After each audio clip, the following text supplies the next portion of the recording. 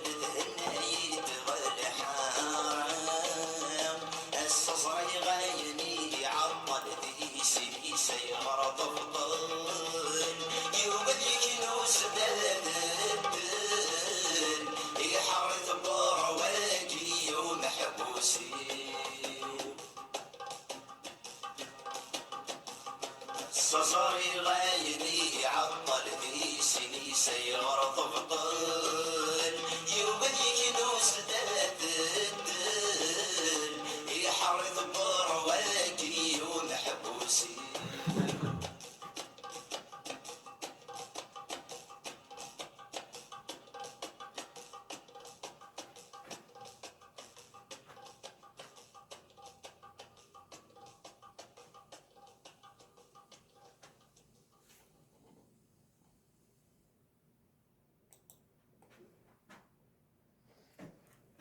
Donc, après le pharaon, le sphinx, Lounas Matoub, je reviens donc maintenant, on va aller vers le sujet de l'intervention et d'autres sujets que j'aborderai après, bon, bien sûr.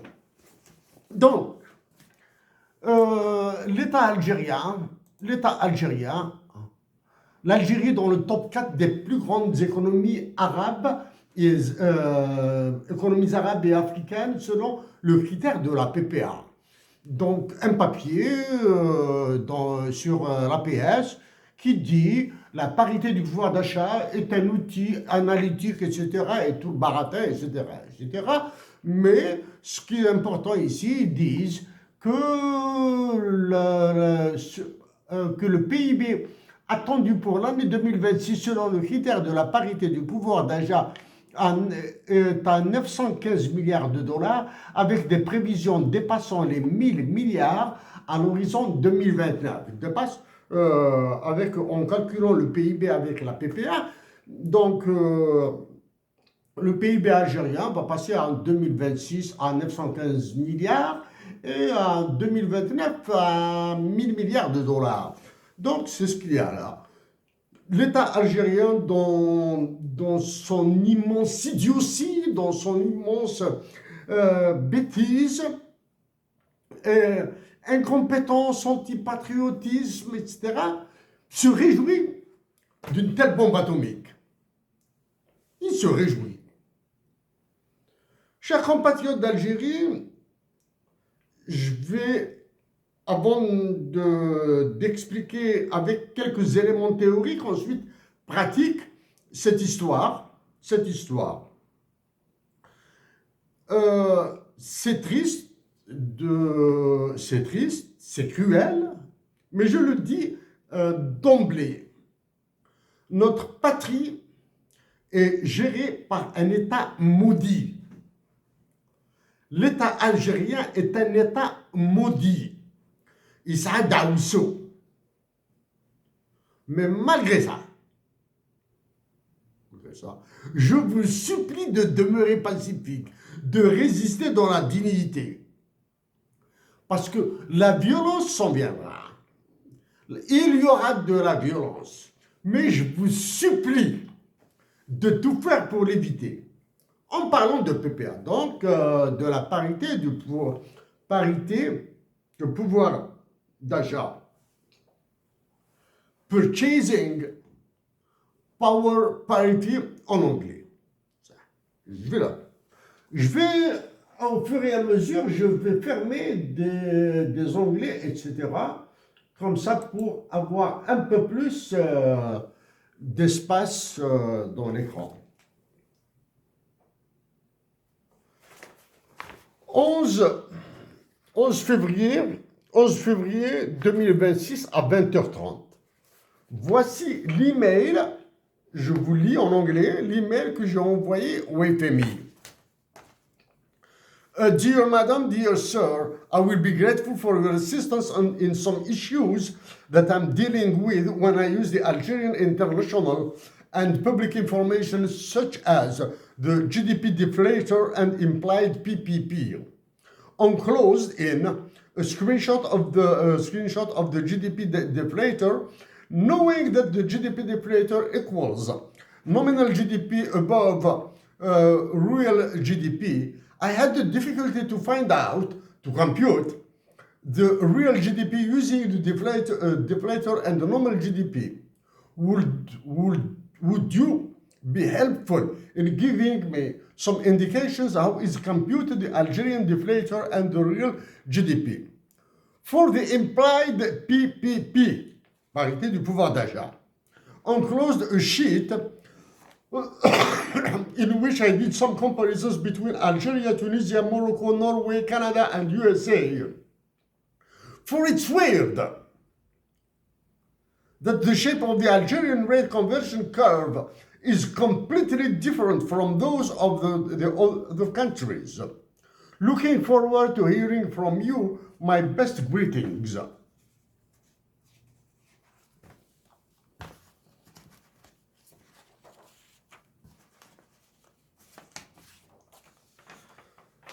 Donc, voici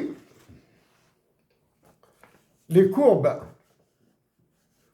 de la PPP, de la parité de pouvoir d'achat, de tous les pays cités, sauf l'Algérie. L'Algérie, elle est là. L'Algérie, c'est celle-ci. Maintenant, je vais vous la montrer. Je vais la recalculer là-bas. Donc, sauf pour l'Algérie. Donc, j'ai fait pour l'Algérie, le Maroc, la Tunisie, les USA, le Canada et la Norvège. J'ai saisi le FMI parce que le taux de conversion en parité de pouvoir d'achat de l'Algérie est monstrueux. Il est le monstre du Loch Ness est plus sympathique que la courbe de la parité de pouvoir d'achat de l'Algérie calculée par le FMI. Du moins que les valeurs. La courbe, c'est moi qui l'ai faite. Le monstre du Loch Ness est un ange devant cette courbe. Donc, je vais aller dans un premier temps sur des considérations théoriques.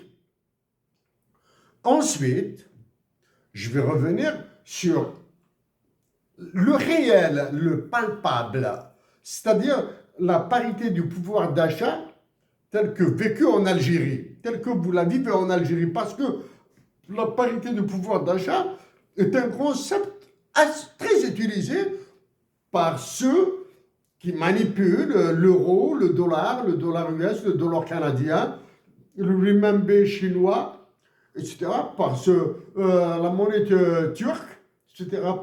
Il est très en vogue. Dans n'importe quel café d'Algérie, dans n'importe quelle place publique, dans les foyers, vous allez dire non, avec un dollar aux États-Unis, je ne peux absolument rien faire. Je prends l'équivalent d'un dollar en Algérie, je pars aux États-Unis, tu ne peux absolument rien faire. Alors qu'un compatriote qui vit aux États-Unis, en France surtout, en Turquie, en France, aux États-Unis, au Canada, en France, en Angleterre, quand il vit en Algérie avec un pound ou avec un dollar ou avec un euro, il te freine. C'est ce que vous dites. C'est ça, c'est la parité du pouvoir d'achat. Bon, donc, je vais revenir avec quelques calculs, quelques explications. Parce qu'il faut aller avec des traits. Mais c'est triste de vous le dire. Hein.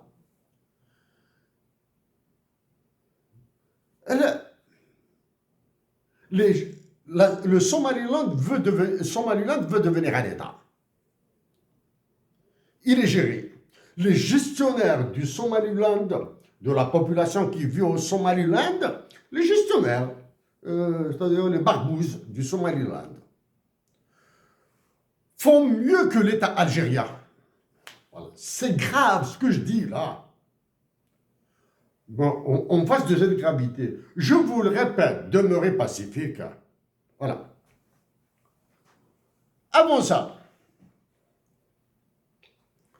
il y a eu aussi ce fameux papier Algerian Macroeconomic Projection Model. J'en ai parlé. Je n'ai pas parlé dans le détail. Mais voici, hein, il est publié par l'UFMI. En Algérie, ni la Banque centrale, ni l'ONS, les universités, rien. Moi, j'en ai parlé avant. Mais j'avais oublié un élément très important. Algerian Macroeconomic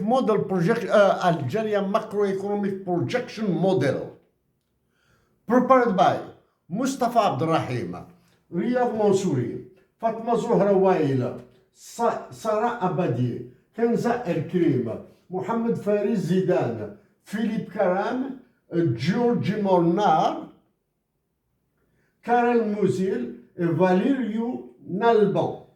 Valeriu Nalban, j'ai dit un mot parce qu'il est de Biélorussie, ce mec. Tenons,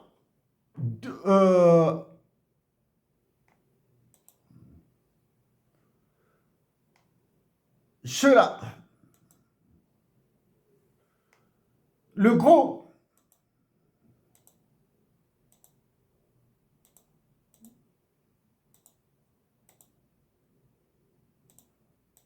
de ces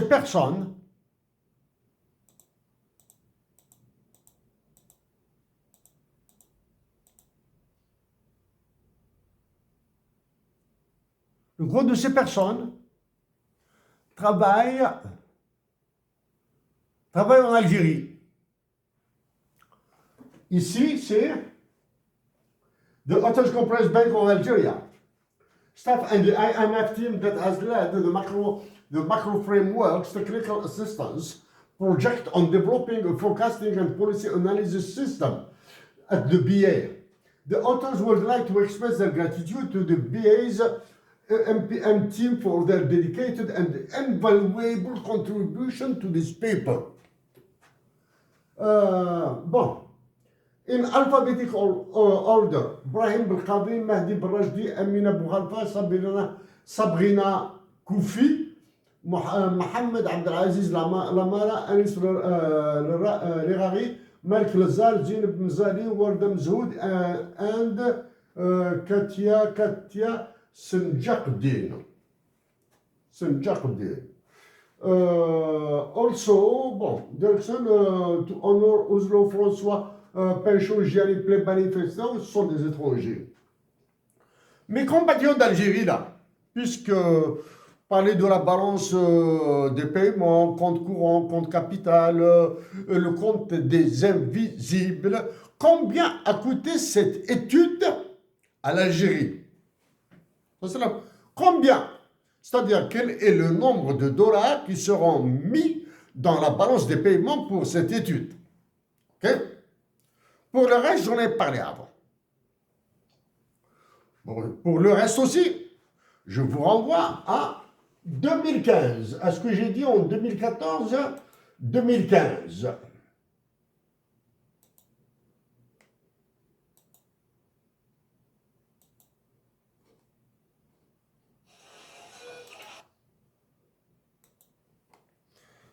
Ce que j'ai dit auparavant.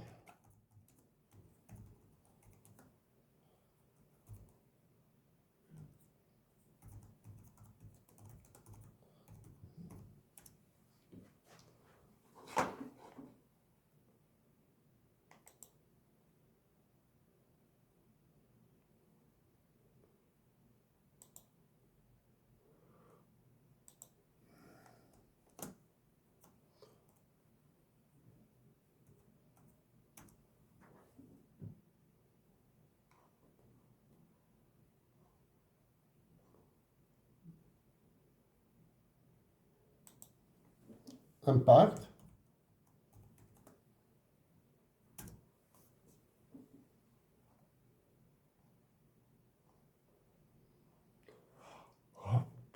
La date.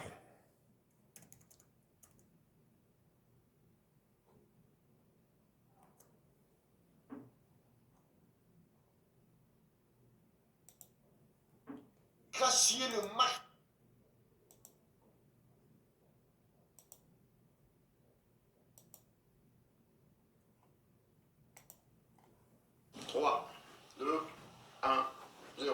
Bonjour tout le monde. Bonjour, bonsoir tout le monde. L'action d'Accra. Donc voici ce que j'ai dit sur la dévaluation du dinar et ses impacts en 2015. Aussi,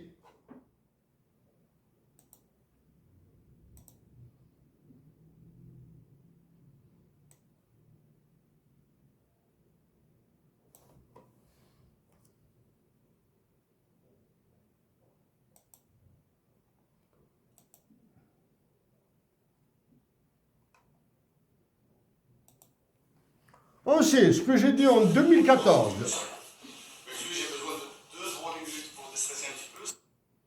Gagner. Je regarde encore une fois.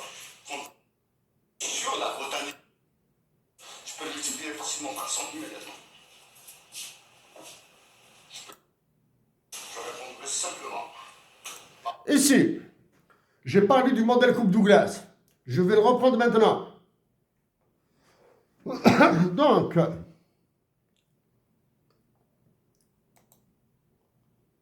combien a coûté cette étude Algeria Macroeconomic Projection Model, combien a-t-elle coûté à l'Algérie? Ok? Ça, c'est la première question. Combien de dollars seront transférés au profit du FMI? Voilà. Ça, c'est la première. Deuxième, pourquoi cette étude est-tu en Algérie? Dans l'espace public universitaire, dans l'espace public, dans l'espace universitaire, point de trace de la réaction, de la critique de ce modèle. Ok? 3. Ce que cette étude montre la peur des Algériens de la Banque centrale, de l'École supérieure de banque, et des autres là, hein, de la Banque d'Algérie, du ministère des Finances, etc., qui ont participé. Ils ont montré leur peur de la terreur de l'État. C'est-à-dire, si un de ces Algériens, je prends, je ne sais pas moi là, Mahdi Barajdi, Amina Bouhalba, Sabrina Koufi, Mohamed Abdelaziz Lamara, n'importe qui. Hein. S'ils sont partis à Washington, ils auraient dit messieurs, là, on ne touche pas à la politique de dévaluation, aux décisions de dévaluation, le pourquoi du comment, etc. Parce que si on dit qu'elles sont mauvaises, qu'elles sont criminelles, qu'elles sont fascistes, les séries de dévaluation du dinar, quand on arrivera à Alger, les généraux vont nous envoyer direct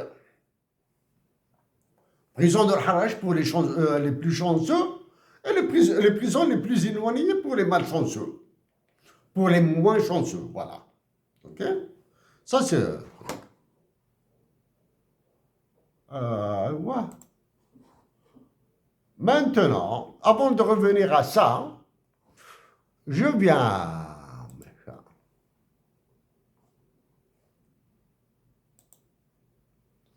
Chers compatriotes d'Algérie, aux étudiants,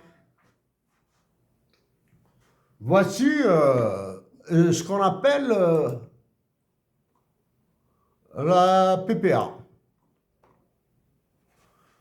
PPA absolu égale prix en Algérie divisé par le prix à l'étranger. Vous prenez un produit quelconque, un café. Un café, le prix d'un café en Algérie, vous prenez le prix d'un café en France, parce que la France, c'est le pays des chicours de l'État algérien. C'est le pays du chicour de l'État algérien, Emmanuel Macron. Hein. Donc, vous prenez la PPA absolue. C'est le prix en Algérie. Le café combien coûte en Algérie? 20 dinars, 25 dinars, divisé par 3 euros. Donc, vous allez trouver un montant. C'est ça la parité du pouvoir d'achat. Vous prenez un litre d'huile d'olive en Algérie, coûte, d'après mes informations, il coûte entre 800 et 900 dinars. Ici, il coûte entre 12 et 15 dollars. Donc 80 ou 800 ou 900 dinars divisé par 12 ou 15 dollars, vous allez trouver la parité du pouvoir d'achat du dinar par rapport au dollar canadien. Faites la même chose avec la monnaie chinoise, le RMB, avec le dollar US, etc. C'est ce qu'on appelle la population absolue. La parité du pouvoir d'achat absolu. Maintenant, pour ceux qui veulent calculer la PPA relative, ils n'ont qu'à prendre les taux de change et faire calculer des variations aussi. La variation des taux de change, le rapport des variations des taux de change, multiplié par le rapport des variations des prix, et vous allez trouver la PPA qui est relative. Au Canada, même s'il parle, la Banque du Canada parle de la PPA, de la parité du pouvoir d'achat, mais avec des pincettes. C'est comme si on marchait sur des œufs. OK? Parce que les paniers américains et les paniers canadiens, même s'ils se ressemblent, ils sont loin d'être identiques. Ça, c'est la première. Deuxième, dans la PPA, vous voyez, hein, c'est une égalité, hein, c'est une identité. PPA absolu égale prix en Algérie divisé par le prix à l'étranger. Il n'y a ni transport, ni frais d'assurance, ni les coûts. Il n'y a absolument rien. Il n'y a pas de taux de change. Hein. Ça, c'est l'équation. C'est l'équation qui le dit. Hein. Même si, dans le langage populaire, immédiatement, on va vers le taux de change. Ça, quand on introduit le taux de change, c'est la parité du pouvoir d'achat relative. D'accord. Maintenant, ça, il faudra que je remonte tout ça là. Hein. Il faudra remonter tout ça.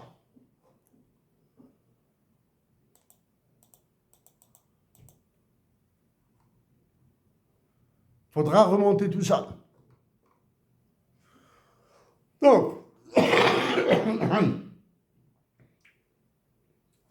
Donc, la PPA absolue est égale au prix en Algérie divisé par le prix à l'étranger. Pour la démographie, chaque, parce que cette PPA, ces prix, etc., tant en Algérie qu'à l'étranger, il y a un peuple derrière là. Hein. C'est un peuple qui achète, qui vend, qui consomme, etc., en fonction de certains prix là. Donc, la population dite dans la forme malthusienne, dans la forme exponentielle. C'est la population initiale, au temps zéro. La population initiale au temps zéro pour trouver l'équivalent au temps T dans un siècle, dans 2 siècles, dans 3 jours, etc. On dit que c'est la population initiale multipliée par exponentielle RT. R, c'est le taux de croissance de la population. T, c'est le temps. Seconde, minute, heure. N'ayez pas peur des mots, là. Ça, c'est des mathématiques, Google. C'est des mathématiques, là. N'ayez pas peur des mots. Seconde, fraction de seconde, nanoseconde, heure, mois, de semestre, année, 10 années, décade, etc. Utilisez. L'essentiel, c'est de rester uniforme, stable, dans les unités utilisées. Multiplié par le temps. La population, en introduisant ce qu'on appelle le modèle logistique, c'est-à-dire une limite, une capacité, on dit que c'est la population en temps T égale à la population initiale multipliée par la capacité divisé par la capacité moins la population multipliée par exponentielle moins RT plus P0. Ça, on introduit. On introduit la capacité d'un endroit, d'un espace de vie, d'un espace de vie, un pays, une écurie, un aquarium. Dans un aquarium, vous pouvez mettre peut-être 100 poissons. Dans une écurie, vous pouvez mettre 50 moutons, 30 brebis. 30 brebis dans un pays. Dans un pays comme la Chine, vous avez ce que vous avez 1 500 000 à peu près. En Inde, c'est 1 million. En Chine, c'est 1 500 000 000. En Inde, c'est 1 600 000 000. En Algérie, je vais revenir là-dessus, là maintenant, on va le voir, on va le calculer, je ne sais pas. Maintenant, pour le prix du gaz. Le prix du gaz, je m'excuse, c'est un X, prix du gaz, hein. Ça, c'est une équation qui a été imposée à l'État algérien et qui a été publiée dans le journal officiel. Le ministre qui a ravagé les mines en Algérie et qui va ravager maintenant l'énergie, le gaz et le pétrole. Est-ce qu'il peut publier l'équation du prix du gaz et du prix du pétrole? C'est quoi ça? Comment vous les calculez? Pour la vente, on verra. Je vais en parler après. Vous avez ici maintenant la dernière équation, je pense. C'est l'équation, entre guillemets, Cobb-Douglas, hein. La production est égale à un coefficient technologique qu'on appelle K, multiplié par le résultat de la fonction capitale. Ici, c'est un A, là, hein. Ah, ça, c'est un A, c'est pas un K, là, hein, c'est un A. K alpha, L bêta, N gamma. K, c'est le capital, l'investissement, les infrastructures. L, c'est le labor, la force de travail. N, c'est les ressources naturelles. Dans les ressources naturelles, il y a même la langue. تمازيغ تعرف تشويت تشنويت تمزابيت tout. Il y a même la langue. Voilà. Ça dit maintenant, sauf que là, c'est une équation à 3 variables. Ce n'est plus à 2 variables. Hein. Comme Douglas ont utilisé K et L, hein, uniquement. Là, maintenant, pour aller dans la représentation dans des espaces, là, il faudra des mathématiques dont je vais vous parler. Donc,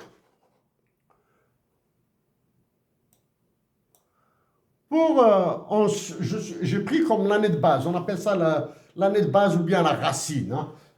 C'est population initiale, c'est 18 millions 1980. L'année de base, c'est 1980, la racine, la population de base, P0. Hein. C'est 18 millions. 18 millions, je considère que l'Algérie, je ne considère pas, l'Algérie a vécu des transitions démographiques, c'est-à-dire elle est passée d'une fécondité très élevée à une fécondité relativement basse, et elle est passée à des taux de natalité supérieurs à des taux de mortalité. Je pense que cette transition a été vécue en Algérie à partir de 1980 jusqu'à 1985. Ça, c'est la première phase de la transition. Ensuite, il y a eu la phase de la guerre civile, de la guerre contre les civils. Bon, ça, j'ignore les chiffres, comment elle s'est comportée là-bas, mais à partir de 95-96, il y a eu un regain de naissance, parce que n'oubliez pas que durant la guerre civile, là, il y a des hommes et des femmes qui sont morts. OK? Donc la démographie a pris un coup. Est-ce qu'il est gros, est-ce qu'il est petit, j'ignore, il n'y a pas de chiffre en Algérie. La nuptialité, c'est-à-dire les mariages ont baissé. Maintenant, est-ce qu'il parle d'après comme ça? C'est pas vérifié. Il y a les divorces qui ont augmenté, les mariages ont augmenté, les divorces ont augmenté, etc. Après, voilà. Donc la démographie en Algérie, elle a commencé sa transition à partir de la période 80-85. Moi, je suis l'aîné d'une famille de 9. Yima a eu 15 grossesses. Le très célèbre mathématicien, le bon Dieu Euler, a eu Leonard Euler. Il a eu 13 enfants, il en a perdu 8. Ricardo, sa famille a eu 18, etc. Hein? Donc, c'est histoire de démographie galopante, etc. Bon, il y a maintenant, ça c'est le capitalisme qui a ravagé la société algérienne. La démographie a baissé. Bon, maintenant, on est dans des taux, dans des indices synthétiques de fécondité que je dirais 2,2, 2,3, etc. L'indice synthétique de fécondité, c'est le nombre d'enfants que peut avoir une femme durant toute sa période de fertilité. Hein? C'est-à-dire, si une femme est fertile de 15 ans jusqu'à 45 ans, elle aura en moyenne 2,2, 2,3 enfants en Algérie. Hein? avec la transition démographique, voilà, bon, l'indice synthétique de fécondité universelle, il est de 2,1. On dit qu'il y a une naissance de 1,05 garçons pour une fille.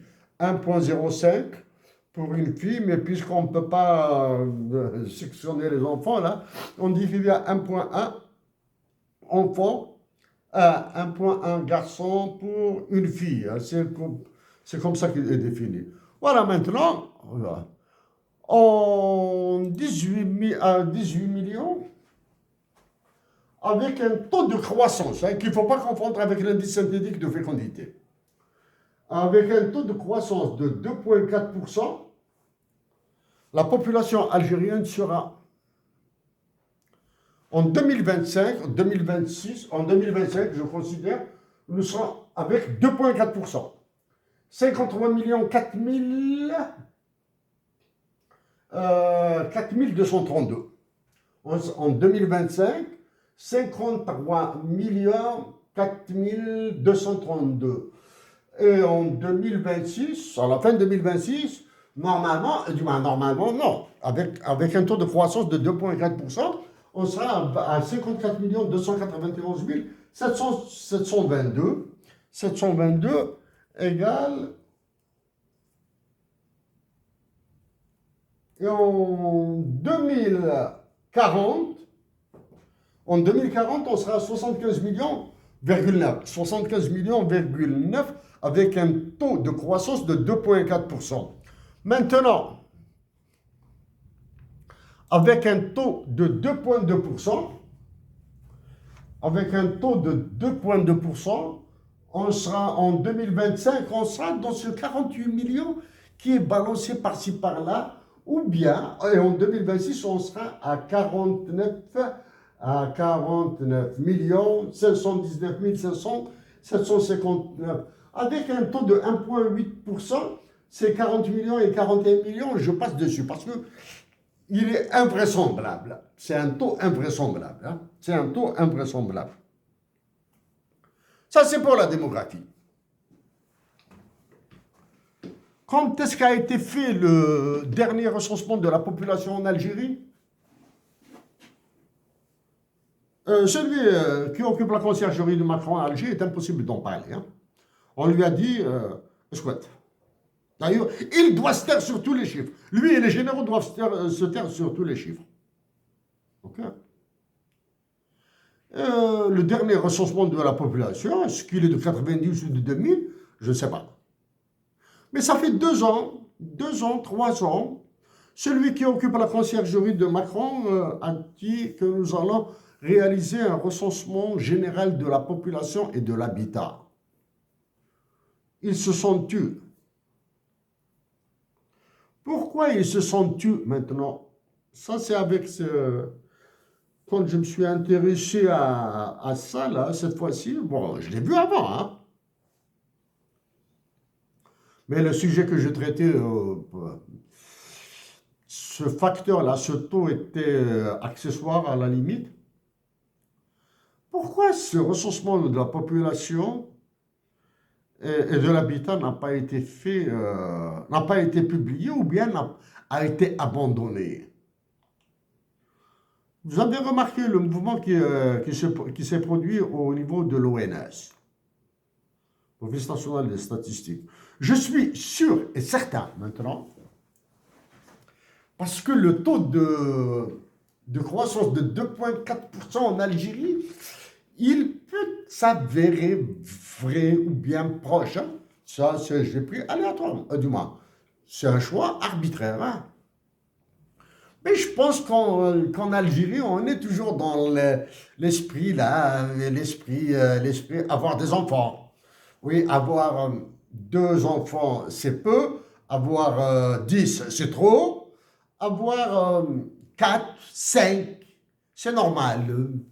Une normalité de 4 à 5 enfants. Je pense que la normalité serait entre 4 et 5 enfants en Algérie. Hein. Surtout quand il y a une série de filles, etc.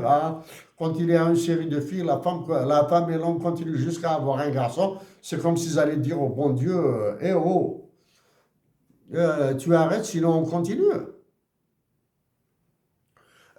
S'il n'y a que des garçons, c'est la femme qui va dire non, j'ai eu 2 garçons, 3 garçons, 5 garçons, là je tente le dernier coup. Sixième, c'est un garçon, non, je tente le septième. Septième, c'est un chiffre porte-bonheur, je vais avoir une fille, etc. Non. Je pense que la population dépasse les 52 millions en Algérie. Je pense que la population dépasse les 52 millions en Algérie par peur de divulguer le nombre d'Algériens résidant en Algérie. Hein. Là, on parle. Résidant en Algérie. Hein. Par peur de divulguer et incapable de faire face à toute la demande, ils ont préféré se taire. Donc,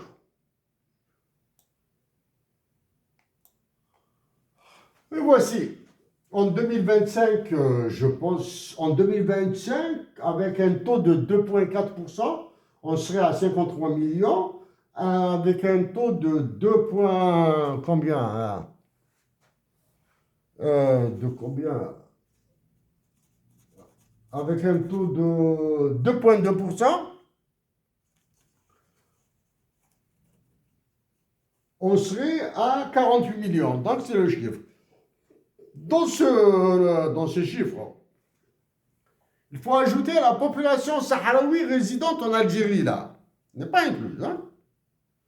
La population sahraoui qui réside en Algérie. Ce sont des résidents en Algérie, ils font partie de la population résidente en Algérie. Ça, c'est la première. Deux, il faudra ajouter les populations migrantes.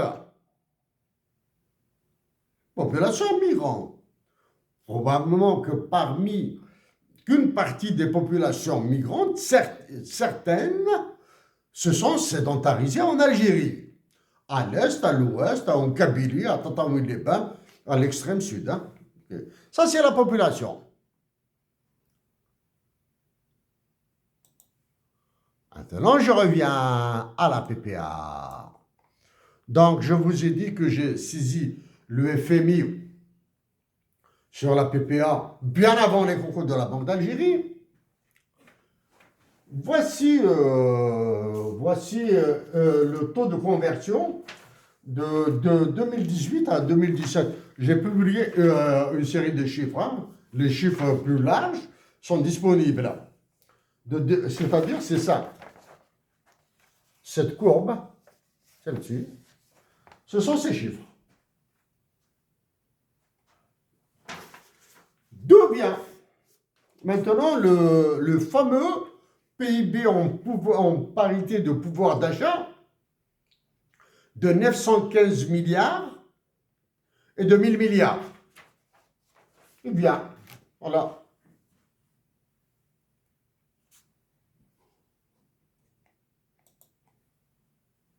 Vous prenez le PIB de l'Algérie en dinars et vous le divisez par cette PPA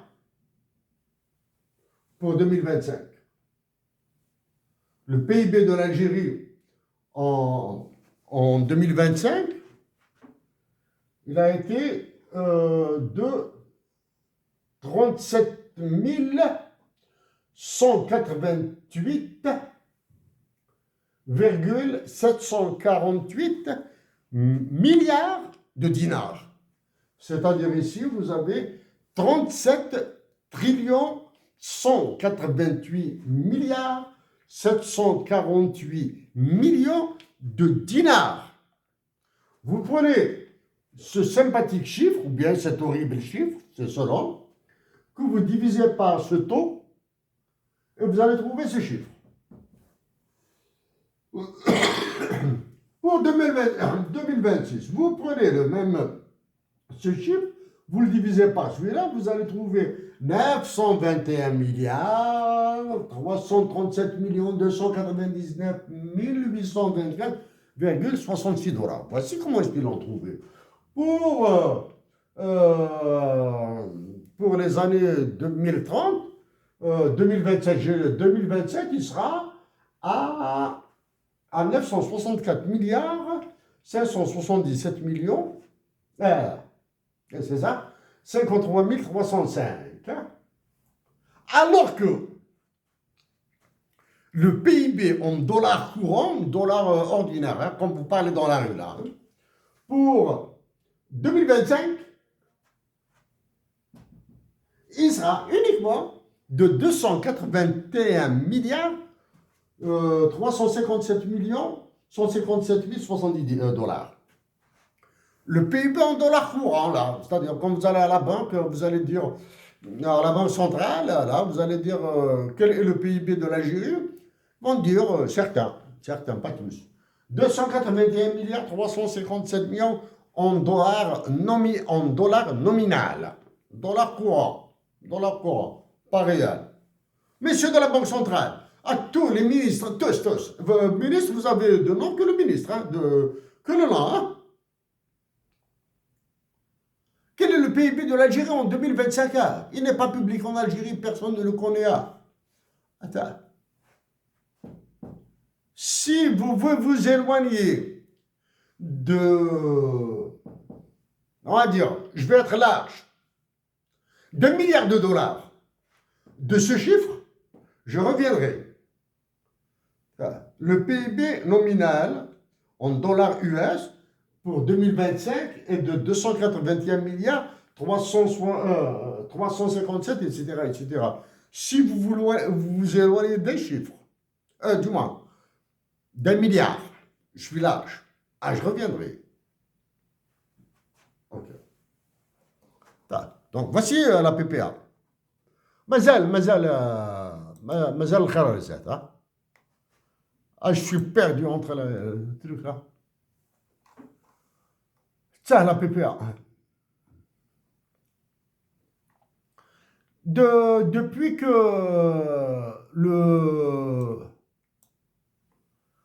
l'État algérien vous dit on n'a pas d'État.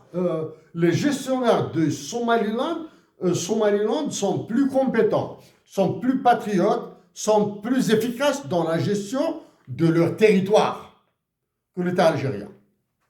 Depuis 2020,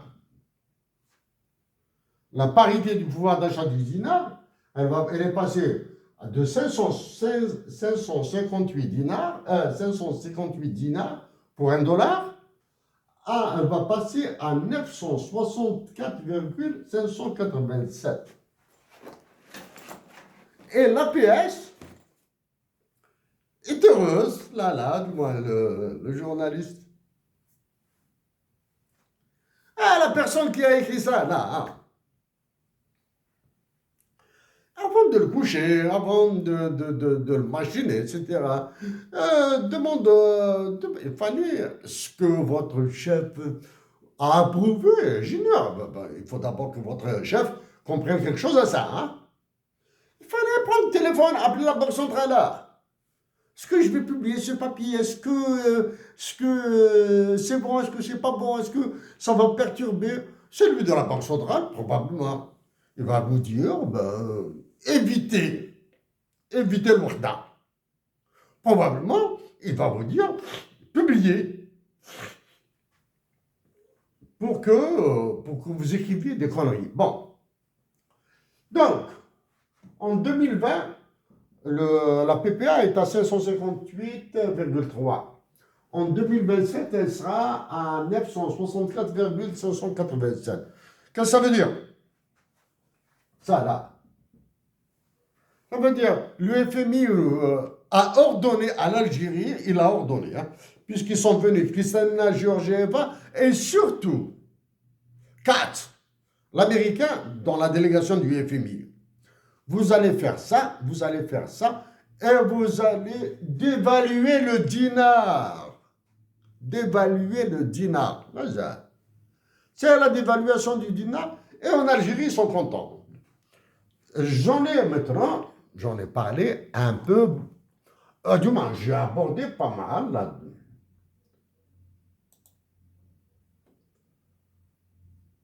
Dernier,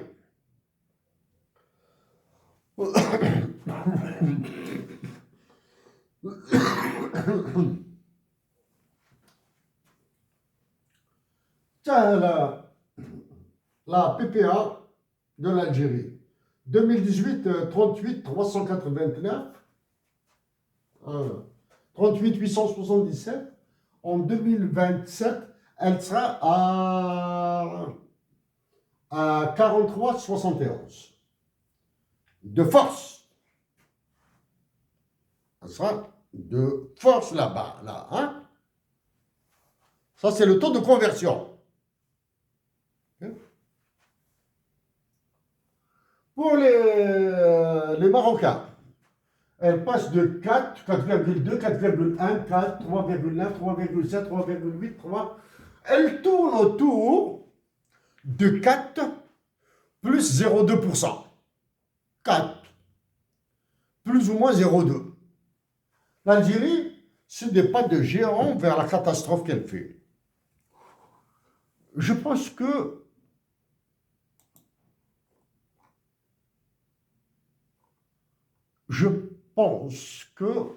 c'est bon jusqu'à maintenant sur la PPA. Maintenant, démographie, PIB, je ferme ce beau gosse-là.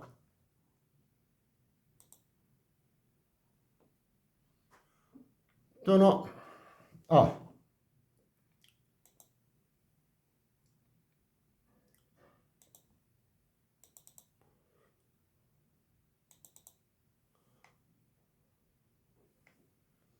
Algérie, voilà.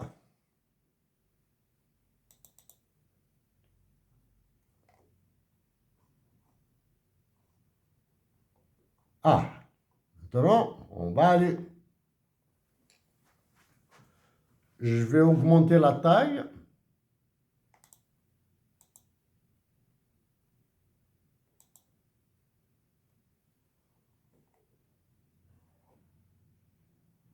La taille de l'écran.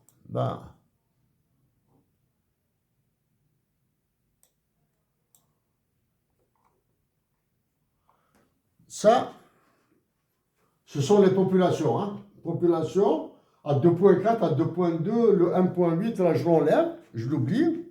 Dans toute cette population-là, on est en 2026, la population algérienne croît, elle augmente. On est en 2026. Elle va augmenter, ça c'est uniquement des estimations très approximatives hein, pour 2040. Ces populations qui naîtront, les populations qui sont déjà nées, qui naîtront après-demain, juste après-demain, hein, dans 2-3 jours là, hein, et les populations qui naîtront en décembre 2039. Parce que là, je suis allé uniquement à 2040. 2040, on est en 2026, c'est dans 13 ans. Ok? Elles ont besoin de ressources, besoin en ressources naturelles, coefficient de consommation de la population résidente, les populations qui sont en Algérie. Elles ont besoin de ressources non renouvelables exportables, non renouvelables et exportables. Exemple, le cuivre, le fer, je vais en parler après. Cuivre, fer, or, manganèse, cobalt. Okay? Ensuite, pétrole, gaz et gaz de schiste. Pétrole et gaz. Si elles augmentent de ça, ressources naturelles renouvelables exportables, RNRE. Ça, c'est des unités, 0,71, 0,72. Vous mettez n'importe quelle unité que vous voulez. Vous multipliez par la population de 2025 et vous allez trouver un chiffre. Et vous avez les populations qui naîtront, celles qui vivent déjà, les populations qui naîtront demain et après-demain, et celles qui naîtront le 39 décembre 2039, qui naîtront après, si l'Algérie demeure debout, Ils ont besoin de ressources naturelles, non renouvelables et insécables. Les ressources naturelles non renouvelables et insécables. Quelles sont ces ressources? Un exemple de ressources naturelles non renouvelables et insécables. La terre. La terre. Laquelle? Amen, c'est dans le doute. L'eau, c'est dans le doute. Ressources naturelles insécables, les forêts et les montagnes, à condition qu'il n'y ait pas un tremblement de terre qui va faire disparaître une montagne, et à condition que ces montagnes demeurent, que la forêt et la végétation continuent à pousser, et qu'il n'y aura pas d'incendie, et qu'il n'y aura pas d'assassins. Il n'y aura pas de victimes, qu'il n'y aura pas d'assassins. Ok? On va mettre 0,61, 0,62. Vous allez, vous faites la multiplication de ce coefficient par la population, vous allez avoir le volume de consommation. 32 332 000. Maintenant, si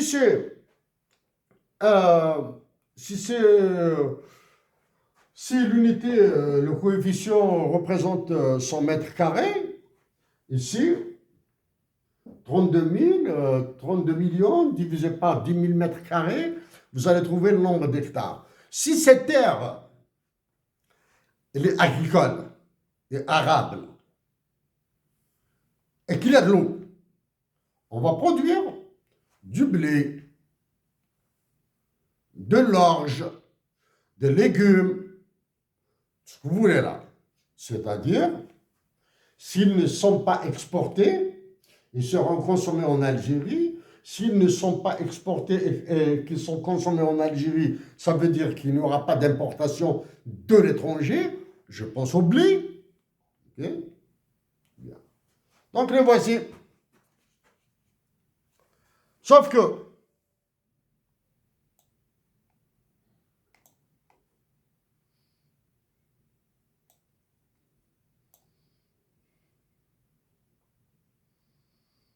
les voici. Je vous montre comment toutes ces courbes commencent à se mélanger les pinceaux là. Hein? Les intersections ici, etc.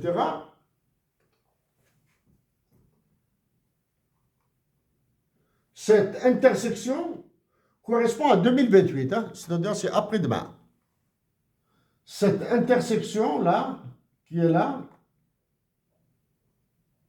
elle correspond à 2035. Donc, je vous laisse ce calcul. Hein.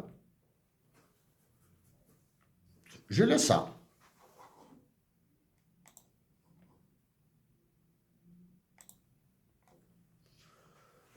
Chers compatriotes, j'ai découvert récemment de logiciel Wolfram pour des mathématiques, l'analyse, l'étude de fonctions, les graphiques, etc. Et j'ai découvert GeoGebra. C'est la première fois que j'utilise. Donc, j'ai des difficultés. J'ai parlé d'exportation, d'importation avant. Hein. Voici l'augmentation de la population. Ça, on est en 3D. Hein. Pourquoi en 3D? Parce que la fonction Cobb-Douglas, F, Y égale A, multiplié par F de KL et N. Ça, c'est X, Y, Z. On va essayer de jouer avec ces graphiques, du moins, ces variables dans ces repères. Attention. Quand vous dites que, quand vous faites la fonction de Cobb-Douglas, elle a deux facteurs théoriques, hein, K et L, capital et labor, et la main-d'œuvre, mais le graphique, c'est un 3D. Hein. Vous avez comme ça, vous aurez un point ici, et pour trouver l'image de ce point, il faudra il faudra appliquer la fonction. Les exponentielles, les quadratiques et les linéaires, peu importe. Ici, ce sont les mêmes schémas, les mêmes graphiques, de la croissance de la population, elle est ici. Ici, ce sont les ressources naturelles. Je laisse tel quel. Je laisse tel quel. Je supprime par exemple une seule, la plus basse là. J'ai supprimé une fonction ici, une courbe. Celle la plus basse là, je laisse les autres. Ensuite, vous n'avez qu'à manipuler les 18 exponentielles RT là, P0 exponentielle RT, vous manipulez. Bon, j'ai voulu aller mieux. J'ai voulu faire un peu plus. Mais je me suis rendu compte que j'étais incapable de calculer une dérivée d'une fonction linéaire simple. Ah, je me suis rendu compte que j'étais incapable. Donc, je ne pouvais pas perdre de temps. OK? Ah, j'ai commencé à faire toutes ces histoires-là, etc. Ça fait longtemps depuis que je n'ai pas fait les mathématiques, etc. Donc, ce que nous voyons ici, ce sera un graphique à 4 dimensions. Du moins. Ce sera un espace à 4 dimensions. Humainement, il est impossible à représenter. Humainement, il est impossible à représenter. Voilà. Donc, il faudra décomposer. Il faudra décomposer. Il faut aller des coordonnées cartésiennes aux coordonnées polaires. Coordonnées cartésiennes, coordonnées polaires, et des coordonnées polaires, il faut aller aux coordonnées cylindriques. Cylindriques. Pour les coordonnées sphériques, je ne sais pas. Honnêtement, je ne sais pas. Comment ça va façonner ça? Quoi va servir ça?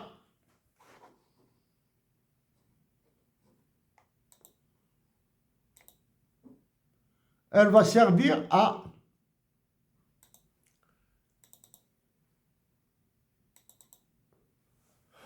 ouah.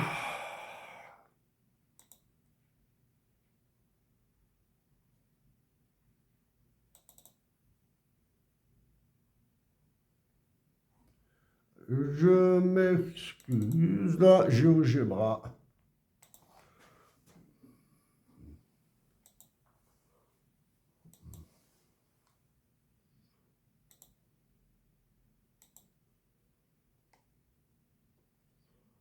Fichier local.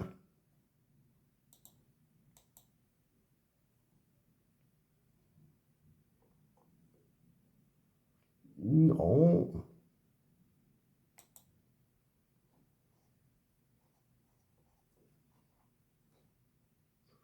C'est pas le bon.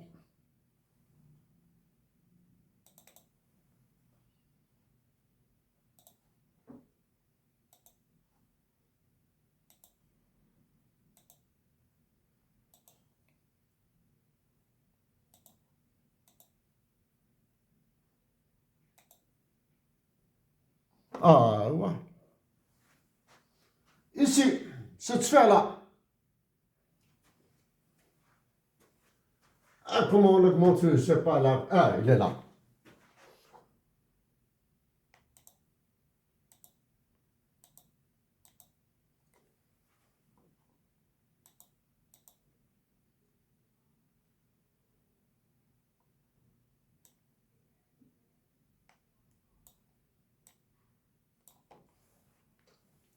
Ici, vous avez les trois axes. Là, c'est X, là, c'est Y. X et Y et Z. C'est à peu près ça. À peu près ça. Non, je ne sais pas là. Vous faites ça. Vous faites ça. Ce cylindre. Dans ce cylindre, c'est le cylindre dans lequel il faudra mettre toute la population algérienne et ce qu'elle a. Dans ce cylindre. Il faut mettre toute la population algérienne et ce qu'elle a. Les terres, l'eau, les ressources non renouvelables, le pétrole, le gaz, le diamant, le left, etc. etc. Hein, tout ça. Tout ça, c'est dans cette sphère. Les Algériens, doivent se débrouiller comment vivre dans ce cylindre à l'horizon de 2040, 2050 et 2100. OK? 1100. Cette sphère, il est interdit de s'approcher à. Ce cylindre, il est interdit de s'approcher de cette sphère. Pourquoi? Parce que les ressources naturelles, il n'y en a plus là. Il n'y a plus de ressources, du moins, il y a une diminution des ressources naturelles. Voilà. C'est ce qu'on a, j'en ai parlé des équilibres stables et instables. Maintenant, il y a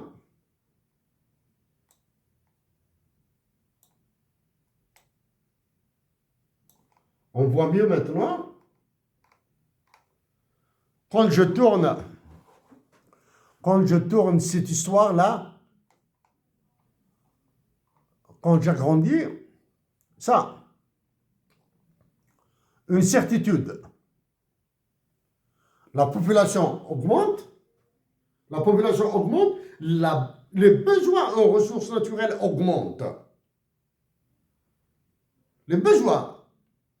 Alors, pour les consommations, il faudra les déduire. Parce qu'à chaque fois, à chaque année qui passe, il faudra déduire les consommations du stock. Est-ce que nous connaissons le stock? Oui, des études scientifiques le montrent. Des estimations, des images satellites, ce que vous voulez, etc. Maintenant, je vais mettre ça et ensuite, il y a des équations ici qu'il faudra, vous pouvez manipuler.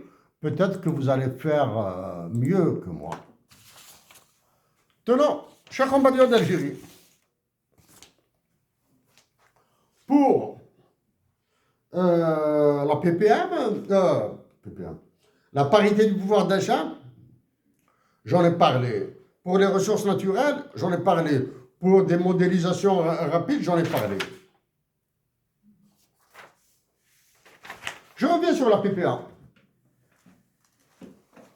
Un exemple. Si un café coûte 3 dollars aux USA, le café coûte 4,25 $ aux USA. Hein. Et si le café coûte 20 dinars en Algérie, le café coûte 20 dinars en Algérie, aux USA, il coûte 4,25 $. 4,25 $, 4,50 $, quelque chose comme ça, là. Alors, en PPA, en parité de pouvoir d'achat, 1 dollar algérien va valoir 6,33 dinars. 1 dollar américain va valoir 6 dinars 33. Ce qui est très loin par le bas du taux de change officiel hein, du dollar à la Banque d'Algérie. Si le litre d'huile d'olive coûte 12 euros, 12 euros en France, en Espagne, en Allemagne, en Belgique, en France et en Belgique, en Hollande, 12 euros. Surtout en France, le pays du roi de l'Algérie, du propriétaire de l'État algérien. Il ne pourra jamais posséder la patrie Algérie, mais les décideurs les a. Donc, si l'huile d'olive coûte 12 euros en France, et sachant que le litre d'huile d'olive coûte environ 900 dinars, 850, 950 dinars, je sais pas, là où il est produit, hein, à Sig, en Kabylie, dans le Warsénis, dans le Dahra, etc., il va coûter 850 à 900 dinars. Dans ce cas-là, 1 euro va valoir 75 dinars. 1 euro, 75 dinars. Qu'est-ce que ça veut dire? Alors que la Banque d'Algérie, il est à combien? 150, 140? Je ne sais pas. Au marché parallèle, 250. Je ne sais pas, on me l'a dit, 250, je ne sais pas là. Marché parallèle. Quelle est la valeur de l'euro en Algérie? Est-ce 75 dinars en parité de pouvoir d'achat, ou bien le 250 dinars, ou bien le 300 dinars, ou bien le 350 dinars sur le marché parallèle? Moi, je dis 75 dinars. Bon, si on le retrouve en PPA, hein, C'est un calcul arithmétique et officiel, hein, officiel. C'est 800 dinars, 850, 900 dinars, c'est le prix de l'huile en Algérie, c'est un prix public. En France, il est à 12 euros, 12 ou 13 euros. Il y aura un petit écart, mais nous sommes dans les prix réels. Pourquoi la Banque d'Algérie refuse de surévaluer le dinar? La Banque d'Algérie et le modèle ANPM dont j'ai parlé là, ils refusent de dire que la dévaluation a été un cataclysme. C'est-à-dire qu'il n'y a pas... La Banque d'Algérie ne fait pas dans le procyclique et le contracyclique, là, etc. Bon. Donc, 1 euro vaut 75 dinars en PPA. Pourquoi il vaut 250 ou 300 ou 200 dinars? Je ne sais pas combien il coûte en Algérie, là. Pourquoi? Ah, waouh!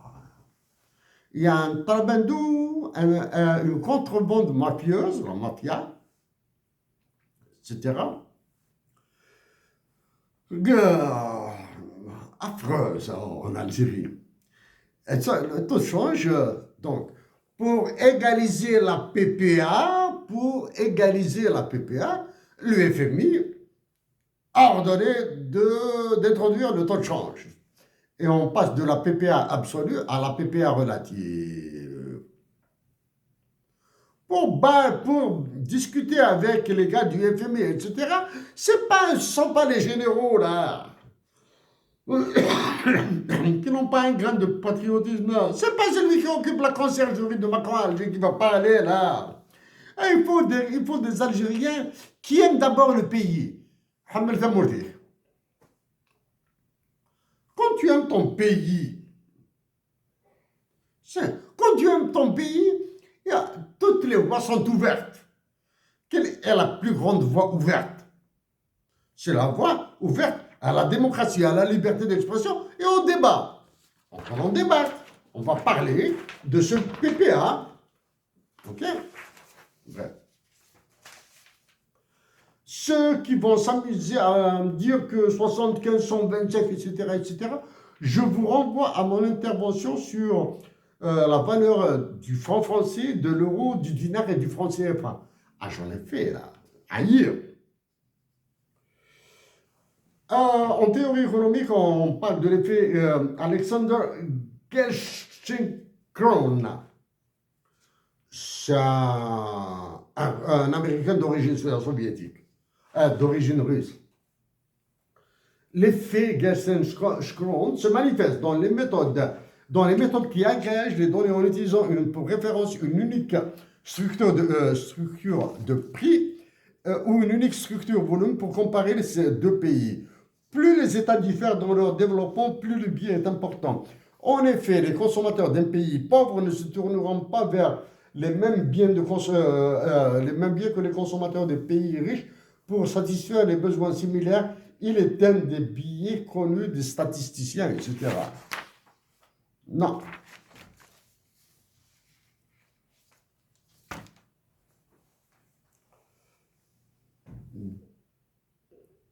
Je continue un petit peu sur le taux de change.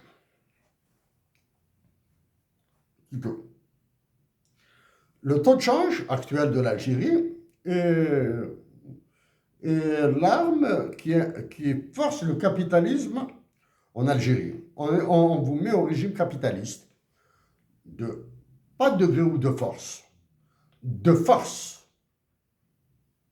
Vous allez y être parce qu'il ne vous convient pas, parce que c'est une torture. Le capitalisme en Algérie est pire que les crimes de Netanyahou. Quoi?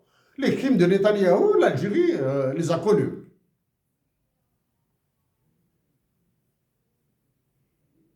Le capitalisme, pas encore. On voit à travers les inégalités, à travers des richesses ostentatoires, à travers la misère, etc. Non, ça c'est deux fois rien. C'est quand il y aura de la violence, quand il y aura des rébellions, etc., c'est là où on verra l'effet du capitalisme. C'est-à-dire quand une nation se suicident. Parce qu'une guerre civile, une guerre civile entre les Algériens, c'est un suicide collectif. Le processus de l'endettement. Donc, les gars du FMI, etc., ils savent que l'Algérie, elle va avoir un répit de combien? C'est en 2015, combien? En 2014? 2014, 2013, 2014, depuis que l'Algérie a terminé son endettement. Mais en 2026, il est revenu à zéro. 2026, on est à zéro. On a déjà 7 milliards de dettes. 7 milliards de dollars de dettes. Et nous sommes incapables de demander au FMI nos 5 milliards et nous sommes incapables de demander à la France les 3 milliards qu'on lui a donnés. OK?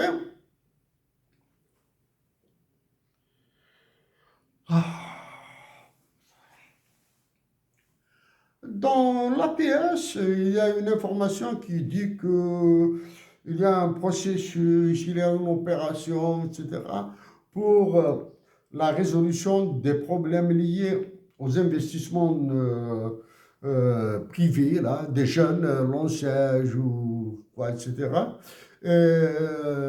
l'assainissement des situations fiscales, etc., etc.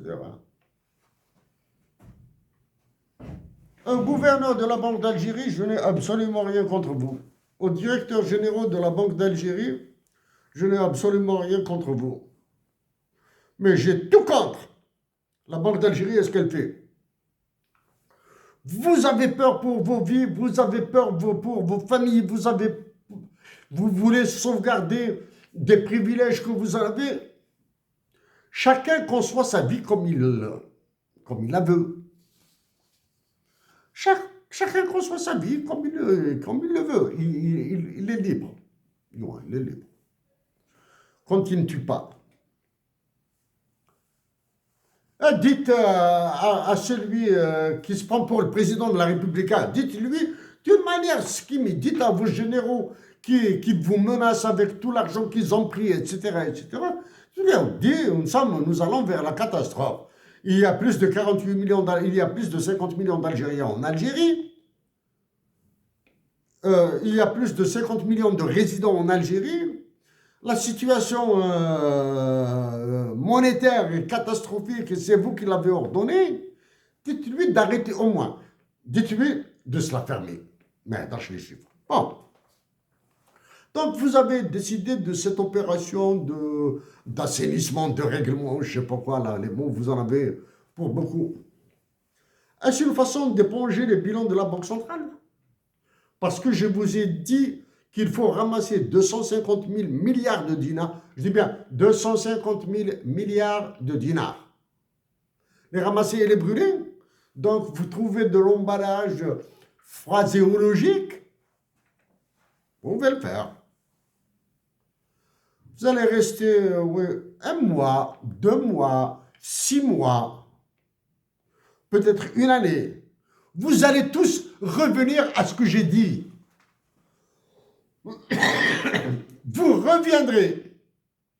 Pas parce que j'ai raison. Parce que ce sont des sujets, parce que c'est des sujets qu'il faudra traiter. À vous, la Banque d'Algérie, vous serez tous, la Banque d'Algérie, vous êtes autant responsables que ces généraux qui massacrent le pays, là. OK? Si en Algérie, l'information ne circule pas, ailleurs, il y a un peu d'information. Tossiali a encore investi 2,5 milliards de dinars, d'après ce qu'il a dit, bien sûr, hein, en Algérie. Des informations internationales disent que pour 2025-2026, Tossiali a encore mis 2,5 milliards de dollars. Ça veut dire qu'il est gagnant sur toute l'affaire. Si le Tossiali de la Turquie, protégé par Erdogan, ne gagne pas le double, ils sont abrutis. Si les Algériens qui servent de facilitateurs avec les étrangers ne doublent pas leur part en corruption, leur service, ils sont cons. Est-ce que Tossiali est meilleur que Lakshmi Mittal?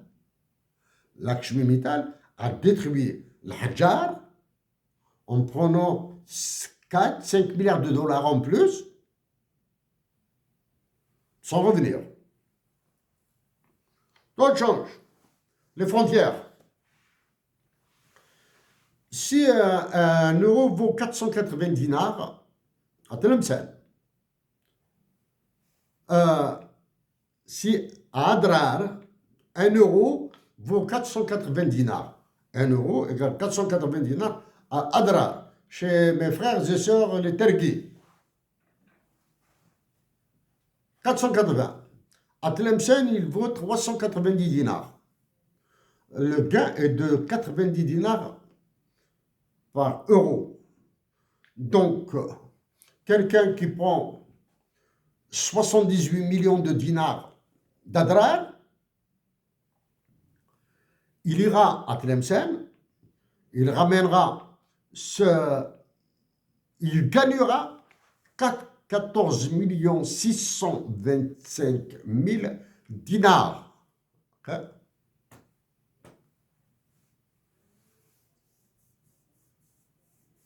Okay.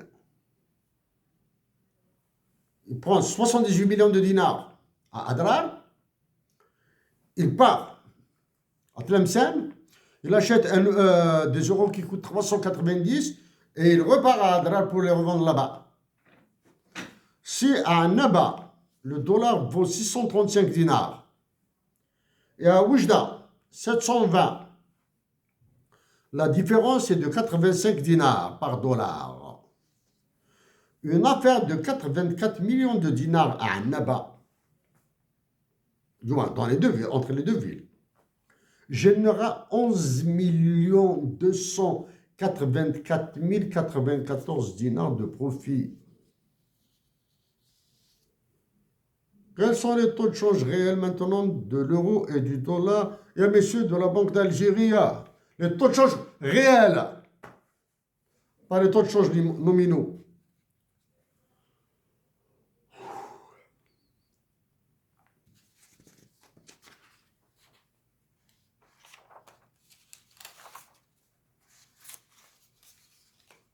Je continue. J'ai parlé de la balance commerciale, des importations et des exportations. Vais-je poser la question, est-il vrai? Non.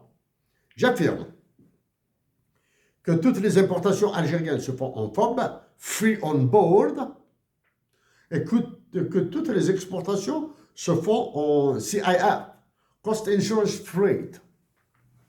C'est-à-dire, c'est l'État qui paye le transport, l'assurance. C'est l'État algérien qui les paye. Bien sûr. Les parrains de la contrebande en Algérie, les parrains, le gros parrain, là, les chefs là, cravate, peut-être qu'il a fait Hajj Bitarbi, ou bien peut-être qu'il fait un tour en Colombie pour avoir de la cocaïne pure, peut-être qu'il est parti à la Mecque, c'est le Hajj. Vous ont imposé de CIF. L'État algérien paye le transport et l'assurance. À l'exportation, l'État algérien paye le transport, les contrats d'assurance et le transport à l'importation. On importe de la Horda ou bien des véhicules de luxe, Porsche, Mercedes, de luxe là. Je ne sais pas, je ne connais pas les véhicules des Porsche, des Lamborghini, je ne sais pas quoi là. Et on vous déclare, non, c'est des médicaments. Ne paye pas de douane.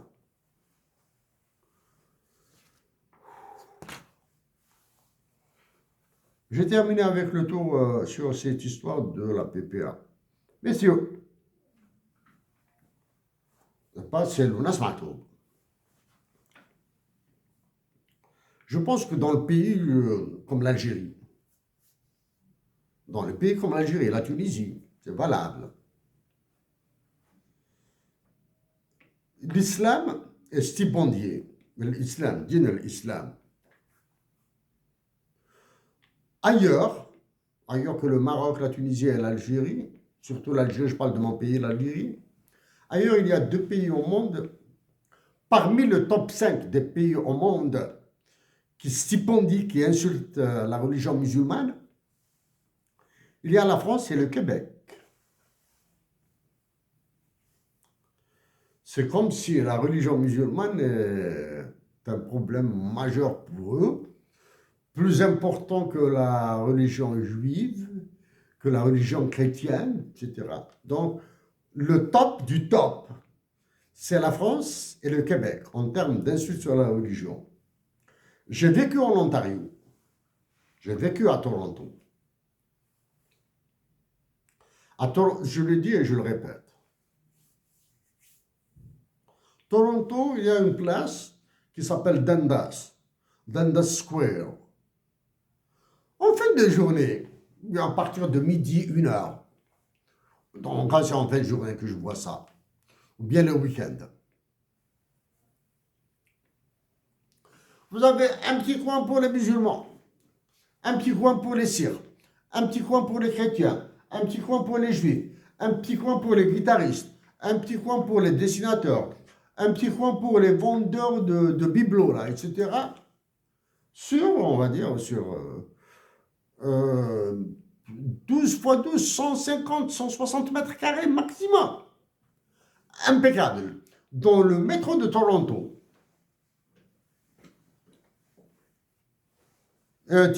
Toronto Transit.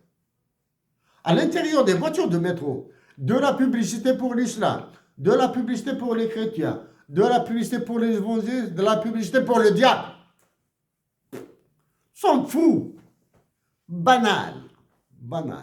En France et au Québec, j'espère, moi, je prie le bon Dieu de me guider vers, dans ce que je fais, de me guider vers le bien. Parce que si le bon Dieu me guide pour faire quelque chose qui peut paraître mal, je vais le faire. Il va paraître mal, mais c'est Dieu qui m'a guidé de le faire parce que lui, il sait quand est-ce que le bien apparaîtra. Okay.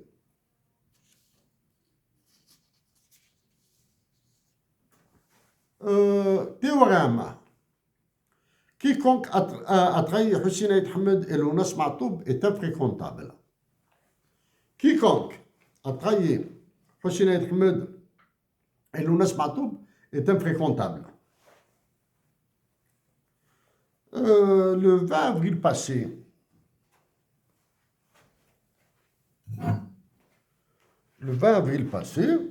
il s'est passé ce qui s'est passé, c'est-à-dire rien.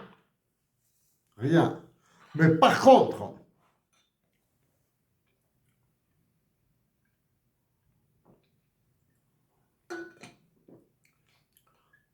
le milliardaire habitué à servir ses maîtres, il était là.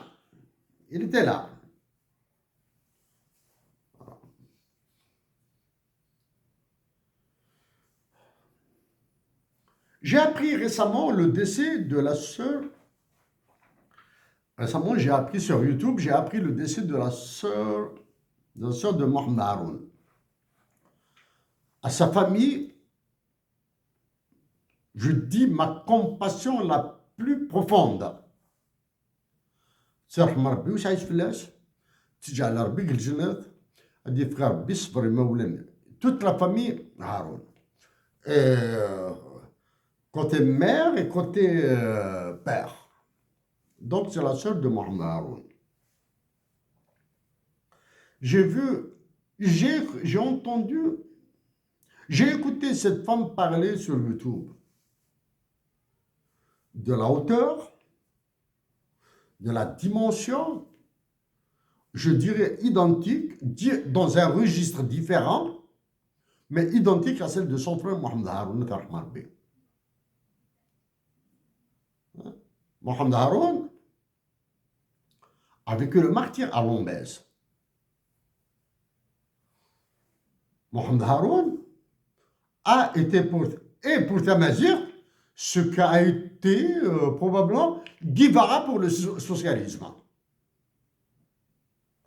A tout donné. Mohamed Haroun a tout donné pour Tamazight. Guevara a tout donné pour le socialisme. J'aurais tant aimé y être à l'enterrement de la sœur de Mohamed Haroun. Seul, c'est-à-dire en m'isolant. Hein. En m'isolant, bien sûr, je m'isole. Bien sûr que je ferai une prière sur la dépouille de la sœur de Mohamed Haroun, mais je lui dirai de saluer Mohamed pour moi. De le saluer. J'ai vu, quand j'ai vu des petites vidéos là sur YouTube, sur les funérailles de la sœur de Mohamed Haroun, j'ai reconnu la chambre dans laquelle m'a reçu Mohamed Haroun, chez lui à Tifrit. J'ai reconnu la chambre. Mohamed m'a reçu chez lui. Parmi ceux qui l'ont connu, beaucoup sont vivants, du moins, il y a des vivants. Matoub Lounas aurait chanté un Mahboussiou pour lui et pour tous les détenus. Hein. J'ai écouté la sœur de Mohamed Haroun. J'avais l'impression de voir la sensation de la même dimension que les mots de Mohamed Haroun. Il m'avait dit à moi, à ceux qui l'ont côtoyé, arrêtez de dire que Mohamed Haroun est un poseur de bombes. Si vous dites que Mohamed Haroun est un poseur de bombes, ça veut dire que c'est un tueur, c'est un criminel. Mohamed Haroun a déposé des pétards. Je vous défie de décrire ces bombes. Des pétards pour faire du bruit. Pour notre identité. Voilà, je termine sur Mohamed Haroun. Pour ce 20 avril-là, il y a le 21 avril 2001, un mouvement social révolutionnaire qui n'a rien à voir avec Tamazight. Absolument rien à voir avec Tamazight. Le mouvement de 2001 n'a absolument rien à voir avec Tamazight. Tamazight l'a bousillé. Voilà. Mais c'était un mouvement révolutionnaire qu'il fallait dynamiter par Tamazight et toutes ces histoires, par les agents que vous voyez là maintenant, vous les voyez. Surtout le milliardaire là. Le milliardaire de la politique là, surtout lui là. Il y a le 20 avril de 1980 que les Chaouis demeurent silencieux, que les Mozabites, personnellement, je me demande si c'est un crime que de parler de l'hymne national Tamazight et arabe pour l'Algérie. Je me demande, est-ce que c'est un crime de parler de ça? Est-ce qu'il y a de la prison? Mais il y a une satisfaction. Très satisfait que celui qui occupe la conciergerie de Macron à Alger et les généraux de Macron à l'état-major de Enaja aient peur ou refusent de lâcher la bride parce qu'ils ont peur. Ils ont semé la terreur en Algérie. Les Algériens ont peur. D'accord? Ils attendent jusqu'à ce que nos sœurs et frères du Hogar ou de l'extrême sud se soulèvent sur une base identitaire pour qu'ils disent cataclysme, manipulation, etc., etc.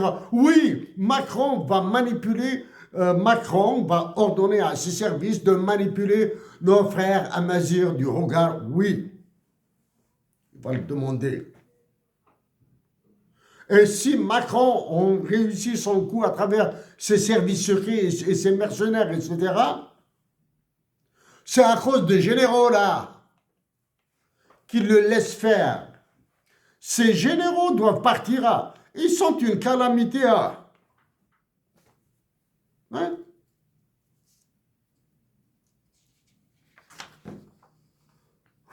Donc, ils attendent à ce que le Sud explose pour dire manipulation, le khatar, etc. Oh. Et le danger, c'est les généraux algériens. Le danger, c'est celui qui occupe la conciergerie de Macron et qui est incapable d'aligner deux phrases.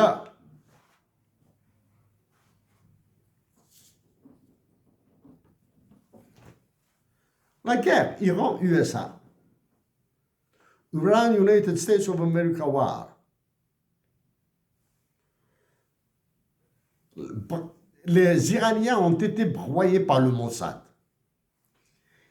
Le Mossad les a massacrés.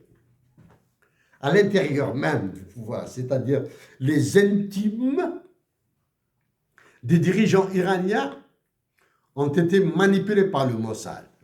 Malgré ça,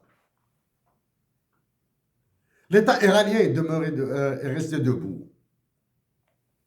Oui, les morts sont morts à Bnei Hamarbi, mais l'État iranien est demeuré debout. Mieux encore, il a changé radicalement la morphologie de la négociation internationale. Au niveau mondial, de nouvelles théories de négociation en relations internationales. Bon, maintenant, ils vont nous dire qu'il y a de chicken game, dilemme du prisonnier, ceci et cela. Non, non, non. L'Iran a changé complètement. Pourquoi il a changé? Parce que dans la guerre des mathématiques et de la physique, l'Iran a tenu tête aux États-Unis d'Amérique. Dans la guerre des mathématiques et de la physique. Et ce n'est pas dans la guerre de la religion.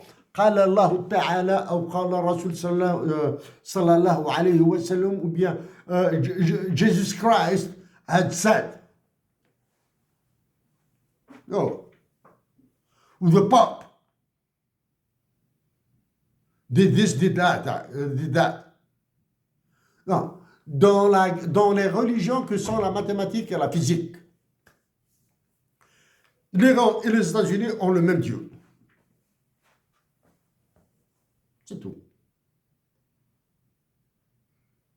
Et les Iraniens, ils savent téléguider des missiles hypersoniques dans des dimensions, dans des espaces sphériques, etc. Ils savent les propulser, ils savent tout. Les Iraniens perdront peut-être 1 pour 10 000 soldats. Parce que la guerre de l'atome et des calculs mathématiques, ils les ont gagnés. En Algérie, ils ont montré, là, celui qui se prend pour le chef d'état-major et des généraux, dans des manœuvres dans le sud à balles réelles. Balles réelles. Dans le sud algérien, assis sur des fauteuils, en plein désert, ils leur ont pris une estrade, comme ça, un promontoire là, avec des fauteuils bien installés, etc. Ils regardent.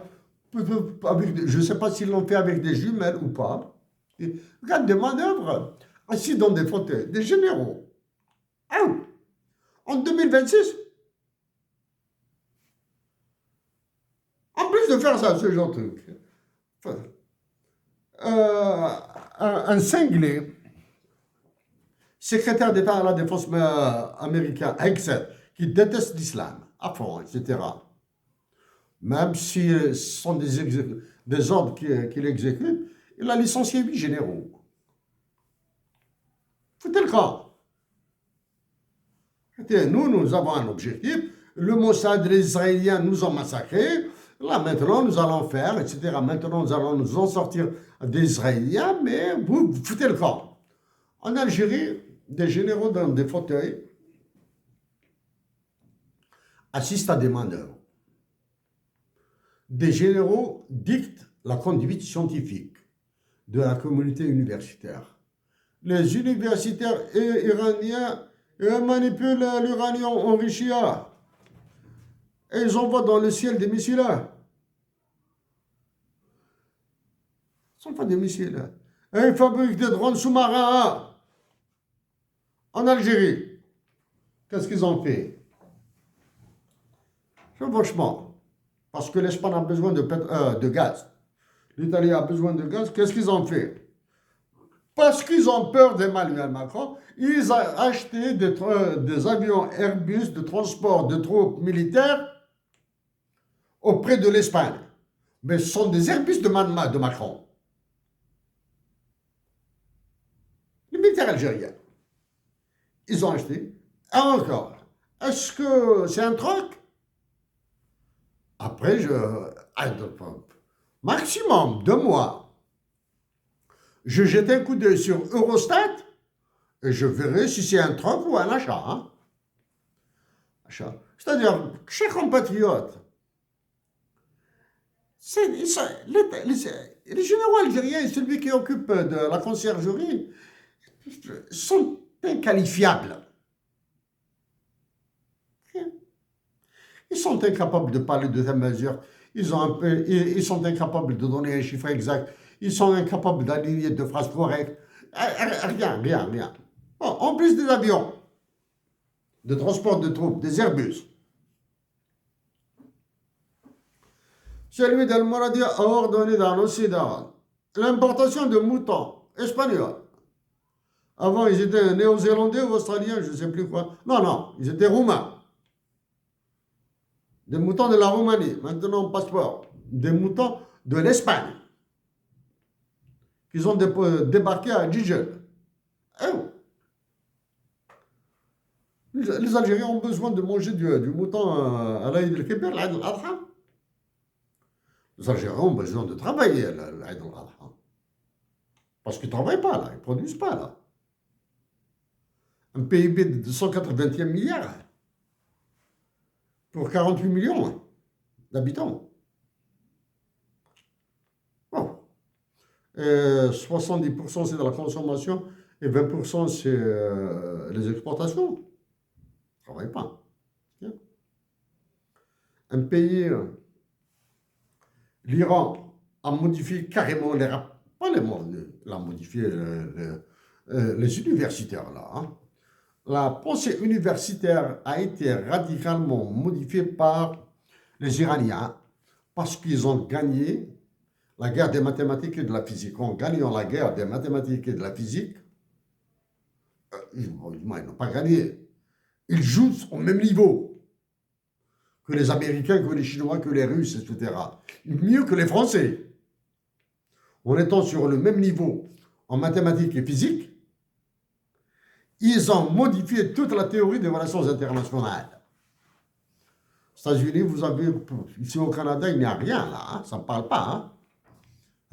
C'est toujours les mêmes chroniqueurs qui interviennent et encore, journalistes souvent.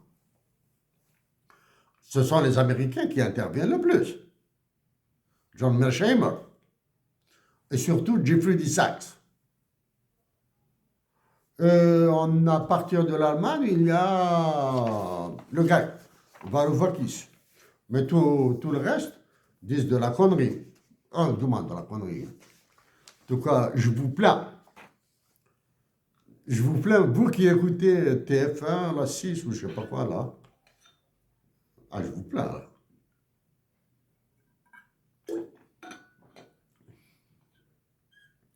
Terminé, je suis fatigué. À mes frères et sœurs de l'armée algérienne, vous qui avez la patrie dans vos cœurs, je vous dis mon admiration. Vous êtes admirables et demeurez-le.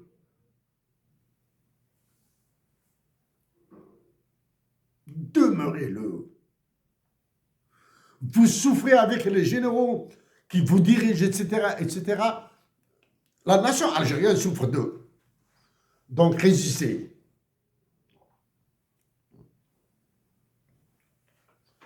aux dirigeants là, du Mali, Niger, Burkina, Bénin et Sénégal, surtout ces 5 pays. Surtout ces 5 pays. Je vous le dis et je vous le répète une autre fois. C'est la nation algérienne qui vous sauvera une autre fois. Okay?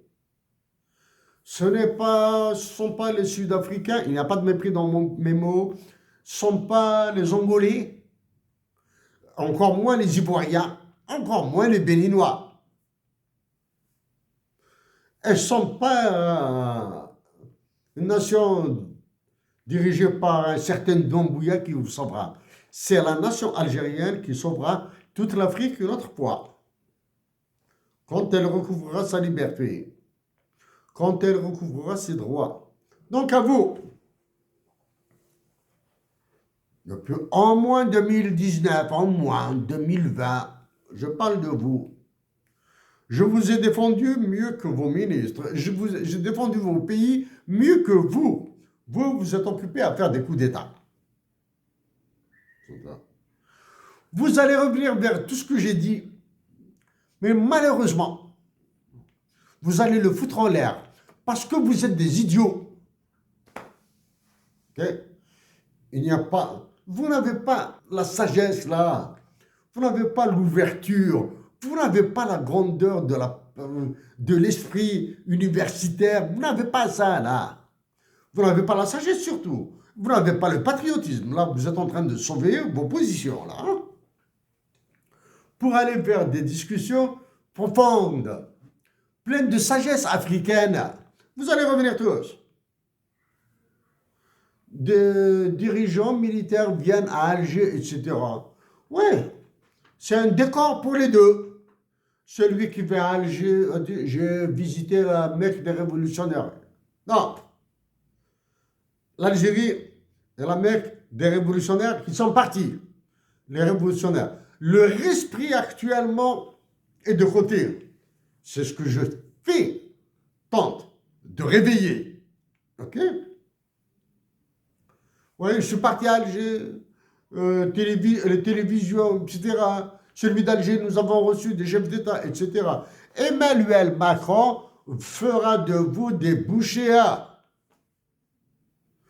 à celui qui dirige le Burkina Faso, juste là, pas loin de chez vous, là, le Bénin.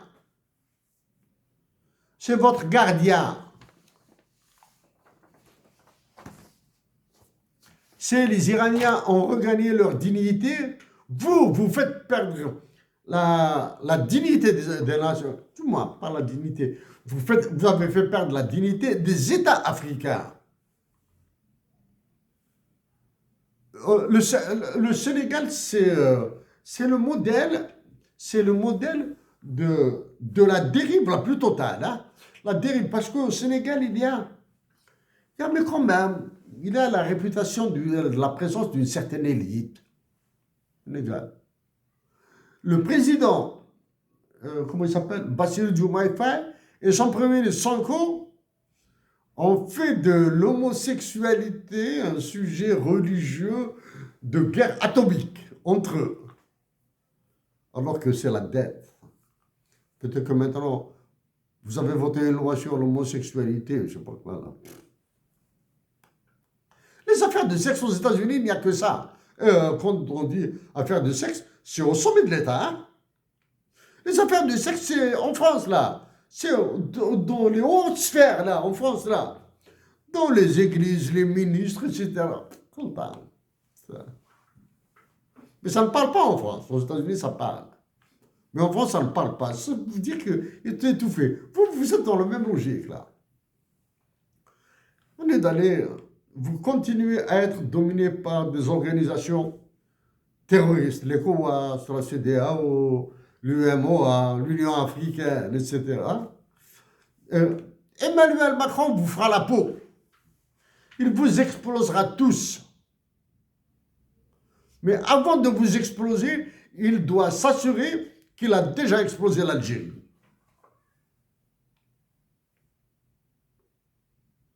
Le président du Bénin, monsieur, je ne sais pas s'il part à la présidence de la République ou bien ils partent dans un boxon.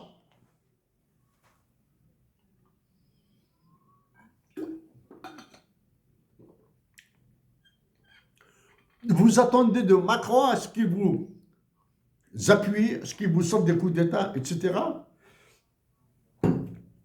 Celui du Burkina Faso, le dirigeant du Burkina Faso. Non. En 2026, là, vous voyez ce qui se passe en Iran, vous voyez ce qui se passe en Corée du Nord, aux États-Unis, là. N'est-ce pas? Ce n'est pas défiler avec une tenue militaire, monsieur, non. Ça, c'est révolu. Emmanuel Macron vous explosera. Parce que vous êtes faible par nature, et parce que vous êtes le maillon le plus faible dans le trio, là. Burkina Faso, Mali et Niger.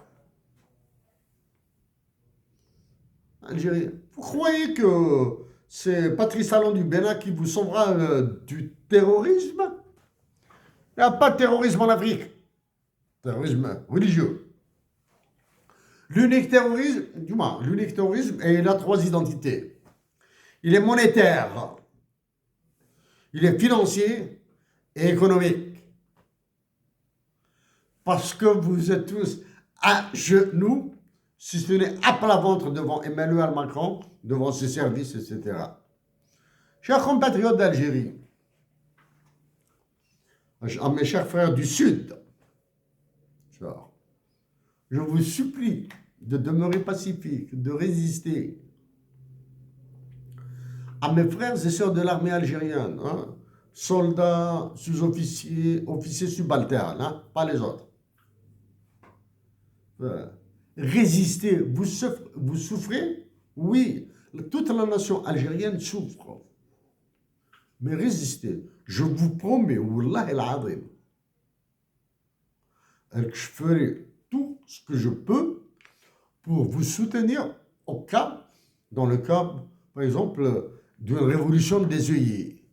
Mais je ferai tout aussi pour vous critiquer, pour vous découper en lamelles. Si vous intervenez au Maroc, si vous intervenez au Mali ou au Niger, pour tirer sur des Marocains, sur des Maliens, sur des Nigériens. À vous tous, chers frères et sœurs, mes salutations les plus respectueuses du Canada.